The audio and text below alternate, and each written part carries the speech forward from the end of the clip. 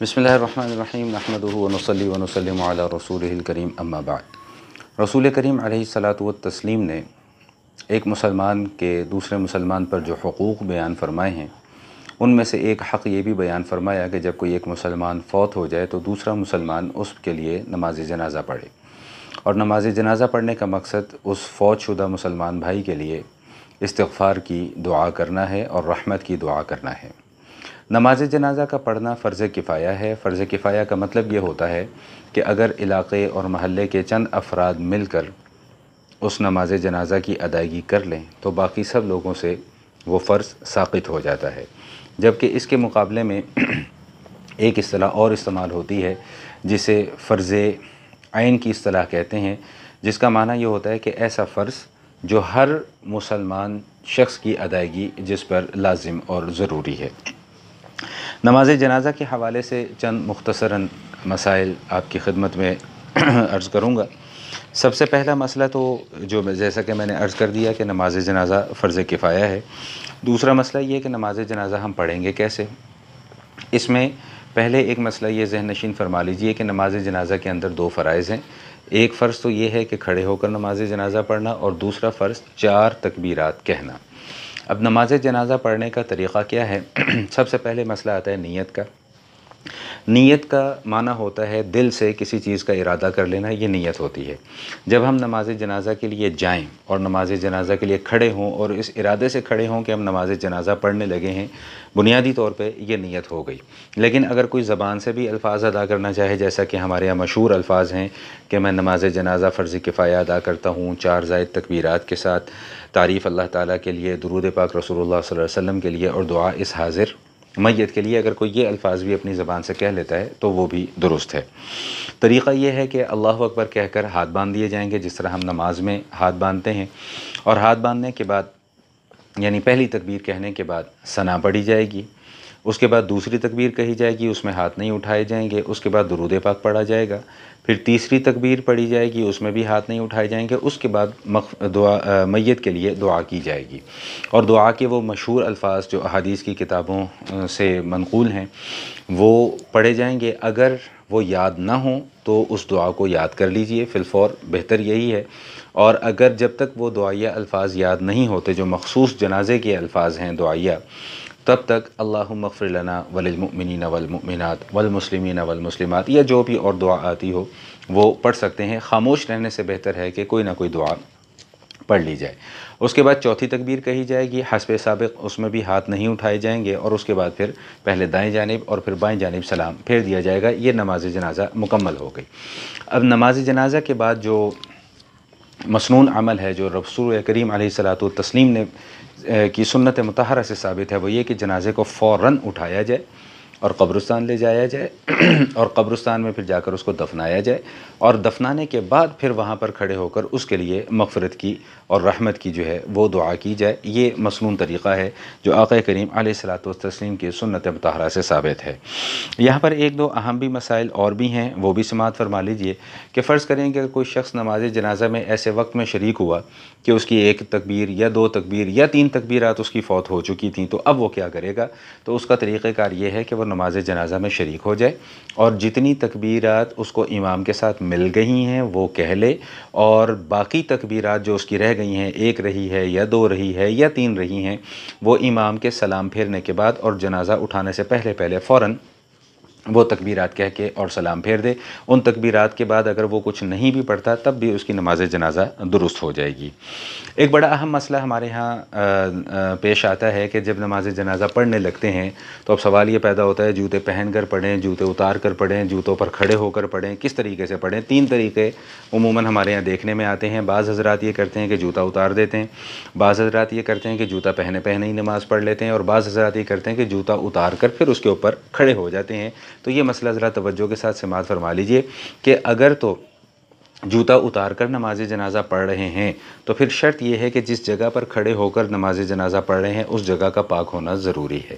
اور اگر جوتے پہن کر نماز جنازہ پڑھ رہے ہیں جو کہ درست ہے، تو اس میں پھر مسئلہ یہ ہے کہ جوتے کا اوپر والا حصہ وہ بھی پاک ہونا چاہیے، جوتے کا اندرونی حصہ وہ بھی پاک ہونا چاہیے، اور جوتے کا تلوا وہ بھی پاک ہونا چاہیے۔ ان تینوں چیزوں کا پاک ہونا ضروری ہے اس وقت جب آپ جوتا پہن کر نماز جنازہ پڑھ رہے ہوں۔ اور تیسری صورت جو دیکھنے میں آتی ہے کہ وہ جوتا اتار کر اکثر لوگ اس کے اوپر کھڑے ہو جاتے ہیں، تو اس میں یہ مسئلہ ہے کہ اس طریقے سے نماز جنازہ پڑھنا بھی درست ہے، لیکن اس میں شرط یہ ہے کہ وہ جو